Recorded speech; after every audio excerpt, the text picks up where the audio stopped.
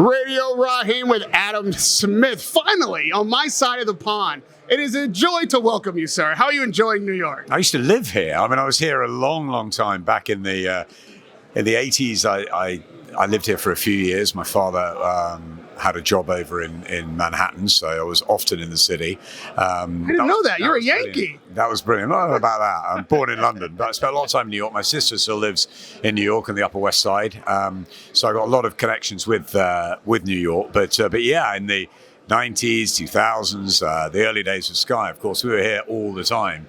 HBO shows, Showtime shows, and phenomenal nights. I was just telling Andy Levada, my colleague, at Times Square, we were sitting up there this morning. I was just saying that Prince Nassim Hamed, when he fought Kevin Kelly, the posters, the lights were all about Naz coming to New York. It was incredible those times, and yeah, some phenomenal fight nights here in the States, but particularly New York. I think I remember Mike Katz, Burt Sugar, all the old sort of historians, and chewing the fat late at night, and being in the garden, and just yeah, I love New York. Burt Sugar's iconic typewriter in Calistoga was quite something to see, and you're no stranger then to these hot New York summers. I mean, it is a proper July out there. It's crazy. It's really hot. Yeah, it's not much cooler at home, though. My sister's saying it's so humid this week that it's probably a week to be out of town, but you wouldn't want to be out of town with this. With the Ring Magazine 3 show. Obviously, we've got the all-female card at the Garden on Friday, so for us, it's a bit of a double dose of huge boxing. So it's great to be in the city, and of course, there's a huge amount of tourists, of people coming. It's July, it's holiday season. It's a great time to be in the States. But yeah, it's a while since I've been doing a lot of boxing in America. What with my illness, with being around the UK a lot. So it's nice to be over here doing our Voice of Boxing channel and enjoying American hospitality. So nice to see you as ever. Pleasant as always, and it isn't that often now that we get to America even, much less New York, for these big fights. As the shift has taken place, I used to give Eddie a bunch of stick about where the home of boxing is. I think I've lost my side of the argument at this point. And to have two shows in the same city on the same week, back to back, I wonder if that belies a bit of intentional competition between the promoters, being Riyadh Season and Jake Paul. You think that there's something going on there? There's always competition between promoters. I mean, Bob There's a little bit of head-to-head, though. Bob Arum and Don King for years and years, trying, and then Oscar De La Hoya comes through, and the Americans have always had that, and over in Britain, of course, Turki Al-Sheikh managed to get Frank and Eddie working together, and now they're both on DAZN. So there's always interesting moves in boxing. People wait back home to see where Ben Shalom is going with his boxer company. But here we've got MVP, of course, with Jake Paul, and the incredible night they're putting on with all the women. It's wonderful to see Katie and Amanda fight again, and Chantel and Savannah Marshall and Ellie Scottney and Ramler. And it's a terrific night for the women, and one they really deserve. But yeah, that's the Friday night in the Garden, and then we're going to the tennis center, which is brilliant. It's my other love, Rahim. Mine as well. I think we've had this conversation. Tennis, and I've been to the US Open many times, but not since the Louis Armstrong Center's been redone, and I can't wait to go there to see boxing there, which will be brilliant. And it's a fantastic night for Ring Magazine, and yeah, it's great. And I think there is that rivalry, obviously, with DAZN and Netflix, and I think it's healthy for boxing. The more people talking about boxing, the more shows are on. The better for fight fans, the better for fighters getting paid. Well, I must admit, I miss the rivalry now, the little back and forth between Eddie Hearn and Frank Warren. It used to do good numbers for everybody, and we had a good time with it. Now that there's a bit of a kumbaya, little everybody's around the campfire in England, they bring this Jake Paul element in, and then the Canelo tug of war that Turkey obviously won. I've been needling Jake a little bit about the relationship with Turkey. I think we might have yet another promoter rivalry that might last the test of time for a little bit. So with that said, though, I do want to look at this Canelo thing, and then also Jake Paul saying that Anthony Joshua is responding to his texts, and that's a fight he feels like he can get made. You think this is just a little bit of cloud chasing, or is this something that could actually happen? Not cloud chasing? I mean, really? Cloud. Cloud? I mean, I think, look, Jake Paul is Jake Paul, right? He's forging his own way. People are watching him. People are being entertained. People are criticizing whether he should be in the top 15 of governing bodies. People are criticizing opponents, but he keeps going, and he wants to at least fight for a world title, if not become a world champion. But ultimately, I go back to the fact that the YouTubers chose boxing when KSI and Joe Weller started it all going, and then we had Logan and KSI on Sky. It was fantastic times, and my kids have been thoroughly enjoyed by the, they've enjoyed the entertainment, and it's not maybe the hardcore boxing fans who like this show or who like the show at the Garden on Friday night. We're trying to get that into the casual audience, obviously on DAZN, the home of boxing, on Netflix, which broadens it out even more. I think, look, there's a huge amount of attraction in boxing, but there are different ways of doing it, whether it's misfits, whether it's trade fights. And I think Jake Paul is somebody that, look, he wants to see how far he can get in the sport. He's making a lot of money. He's having fun. He's also promoting great shows as well as himself. But for him, I'd like to see him in against a former world champion, and then one day I'd love to see him have a crack at somebody. Is it going to be a Badu Jack? Is it going to be someone sort of older and who's got a belt? Or is it going to be a GYPSY, which people will say is absolutely crackers because Jai is one of the pound-for-pound kings? So an AJ, really? I mean, if you look at it on paper, Joshua walks through him. It's a silly fight. Would we criticize Joshua for taking that fight? But would we watch it? Of course. Would we criticize Joshua if he did take that fight? People would. Of course. Trade fans, fight fans would criticize Joshua for doing it, saying it's all about money, of course. But if it's about money and entertainment and giving something back and something completely different, people will watch it. People watch AJ fight Ngannou. People said, oh, Ngannou's the hardest man, the biggest, strongest, and AJ knocked him out because it was boxing. Right. But then again, you never know what happens. Conor McGregor comes over. It was a bit of a circus with him and Mayweather. It was great fun. I loved it. It was theatre at its highest. Would I watch AJ and Jake Paul? Of course I would. Do I want that to happen? No. I want to see AJ possibly fight Deontay Wilder, but definitely fight Tyson Fury. Now, Tyson Fury doesn't seem to have AJ on his mind. In fact, with this return, which of course I have to ask you about, he seems to act as if Joshua doesn't even exist, and he's looking for a third Usyk fight, which I don't know that anyone is asking for. Yeah, it's a strange one, really. I'm surprised Tyson. I thought Tyson actually boxed really well second time, but Usyk won the rounds towards the end, won the fight, and he's now got a huge fight in less than 2 weeks against Daniel Dubois, which is obviously very important. I mean, Tyson's saying he's going to fight Usyk in April. Hang on a minute. We've got a big fight at Wembley for all the marbles on July the 19th, live on DAZN. A huge fight. It's a chance for Daniel Dubois to try and exact revenge. Yes, Oleksandr Usyk goes in favourite, but Dubois definitely has got a much better chance than he did 2 years ago. He's got amazing momentum. He knocked out AJ at Wembley, and he's got a chance of becoming the undisputed heavyweight champion at the National Stadium at Wembley. And Tyson's sort of talking about April in 2026. Well, fine. He's retired 5 times. We are going to see him back. We want to see him back. We've missed him. But come on, let's just let the Usyk-Dubois fight happen and then see where we are, because if Usyk wins, then fine. They could fight a third time. That's a potential. There is a trilogy in it. There were close fights. Although Usyk won twice, and a lot of people will see, why do we want to see it again? It's still, people would watch it. But if Dubois wins, that changes things again. Also, where's Joe Parker in all of this? Surely he deserves a crack. I'd still like to see Fury and Joshua. And Tyson knows that's the big fight. He knows that. It's the fight that's never happened. It's the fight that if you walk down the streets in Britain, people still want to see. Do they want to see Fury Usyk? No. Do they want to see Fury Jake Paul? No, they want to see Fury and Joshua. That's the casual sports fans in Britain. Yes, it's a bit too late, like Mayweather Pacquiao was, like Brooke Khan was, but we don't want a Hatton Witter situation, a Lewis Bowes situation, a Calzaghe Froch situation where these fights just don't happen. Fury and Joshua should fight. They both need a fight. Therefore, let's make it. They should have 2 fights in 2026. That's what I think. Turning our attention to one of the fights that have brought us here to New York, a great rivalry. Talk about 3 fights. Now, this is a third fight that people are asking for, and I can't wait to see. Obviously, we're talking about Katie Taylor and Amanda Serrano. For my money, I thought Serrano won that first fight, and arguably the second fight maybe would have gotten it had the head clash and cut not happen. What are you expecting to see come Friday night? And has she been jobbed in one of the first 2 fights? Serrano, I mean. Potentially. I think they were very, very close. I thought Katie won the first fight. I was actually in Vegas that night, not in New York. There was a double show on, I remember. And I'm normally at pretty much every Katie Taylor fight. I go back a long, long way with her. I don't like missing a Katie fight, and I thought she was lucky in the second fight. I thought Amanda, on first watch anyway, nicked it for me. They were very close fights. There were 20 rounds of unbelievable, epic boxing. So that's why I want another 10. It's a trilogy where Katie won both fights, but both could have gone the other way. And I think, look, Katie says that the wins are in the books, and that's it. And I'm going to prove it again the third time. But maybe Amanda does deserve rematch. It's after rematches because, A, they were so close. And I think people, it's subjective, this business as always, but I think there are people that thought Katie won the second fight. There are certainly people that thought Amanda won it.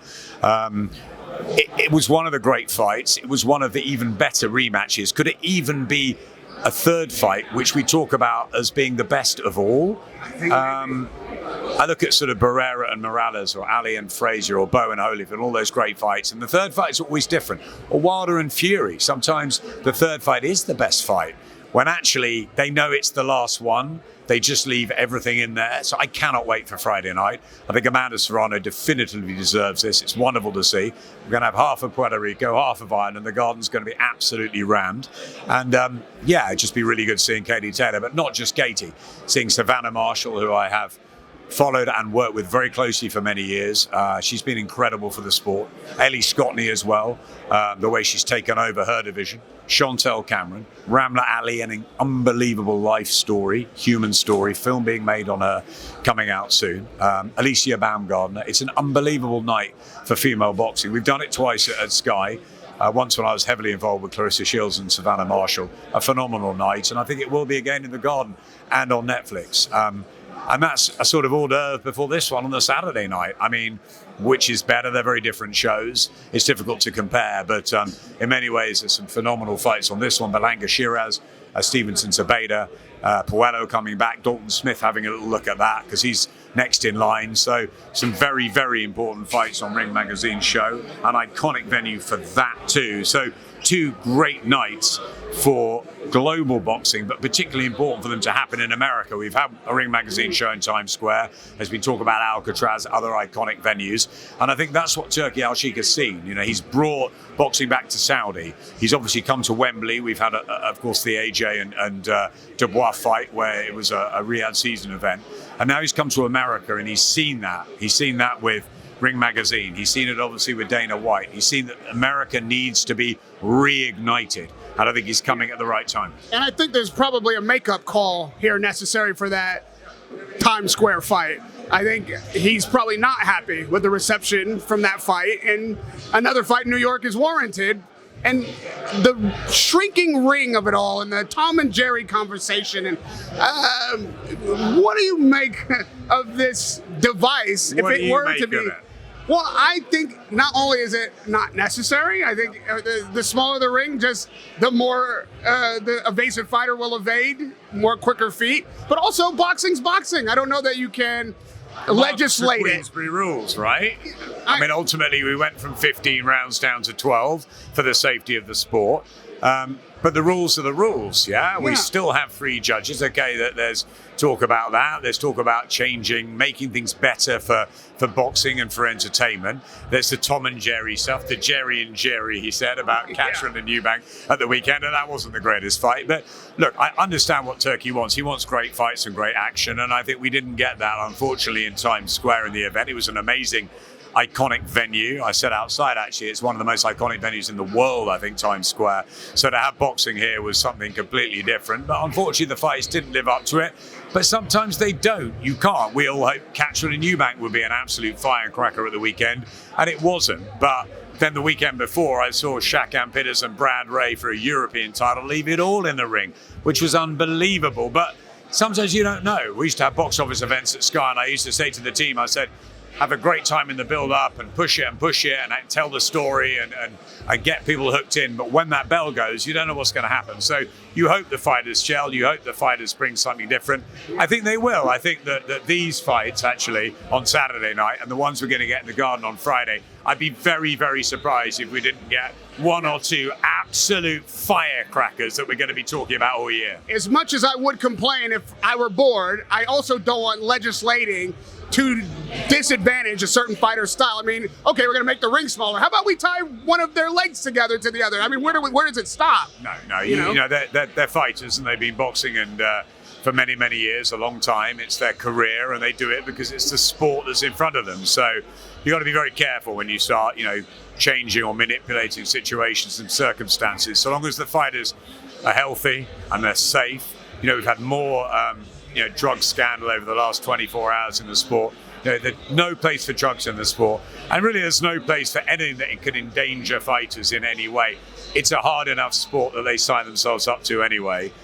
We all saw what happened with Joe Parker when that Daniel Dubois fight didn't materialize because of Dubois' illness, and in came Bacoli at very short notice, and he didn't look in fighting shape, and it was all a bit of a great story in many ways, but a bit of a difficult one to sort of digest. And fortunately, it finished, it got done. I looked at Jake Paul and Mike Tyson.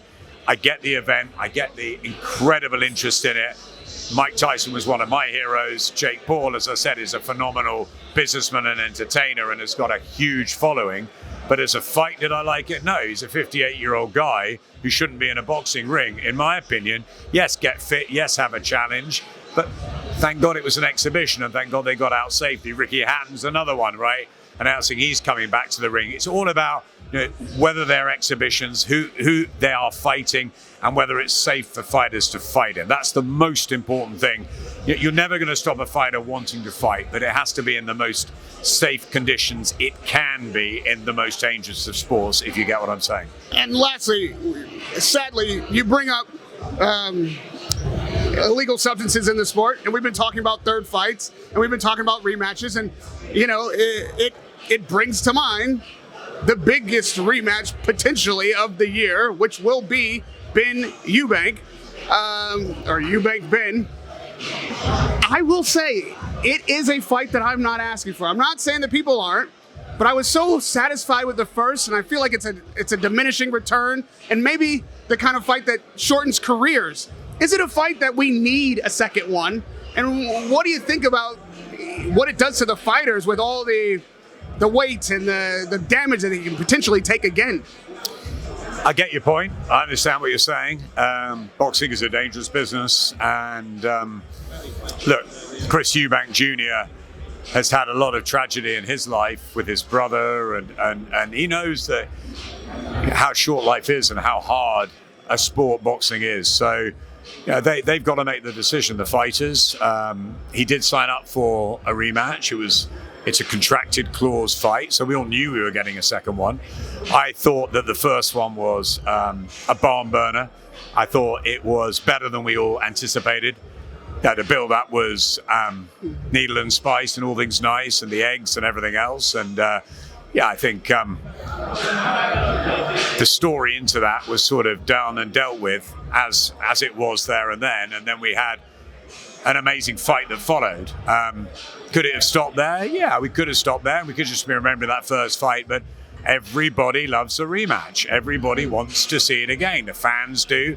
I think the fighters do. I think Conor Benn certainly does. And it's a contracted rematch. So ultimately, we know it's going to happen again. So I think we better get excited about it.